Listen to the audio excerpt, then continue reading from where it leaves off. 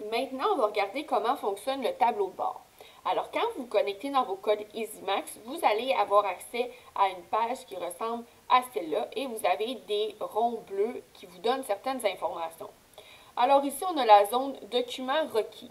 Alors présentement, le courtier a 0 document requis dans les inscriptions, a un document requis dans les ventes. Alors des documents requis, c'est des documents qui sont manquants, qui doivent être ajoutés pour que le dossier soit bel et bien complété. Donc le système il vous donne des indices à savoir si vous êtes à jour dans votre GED, soit la GED, c'est la gestion électronique de documents.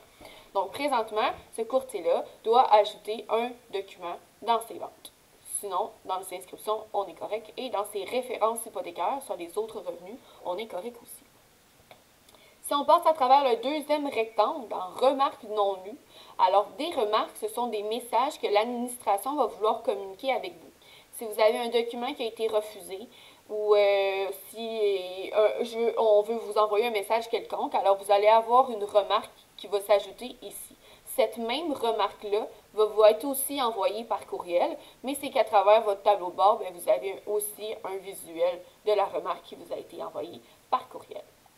Et dans Autres ici, alors là, c'est d'autres informations qui vous sont peut-être pertinentes ou pas. Alors ici, on voit que j'ai des conclusions dans une vente qui viennent. Alors, j'ai un notaire qui vient bientôt. J'ai un contrat de courtage qui est sur le point d'expirer. Alors, c'est pour me faire penser à faire une modification si finalement je veux le prolonger. Et ici, je vois les questions CANAF. Donc, les questions CANAF, c'est les questions FinTrack. C'est en lien avec tout ce qui est blanchiment d'argent, donc le rôle qu'on a à jouer à ce niveau-là.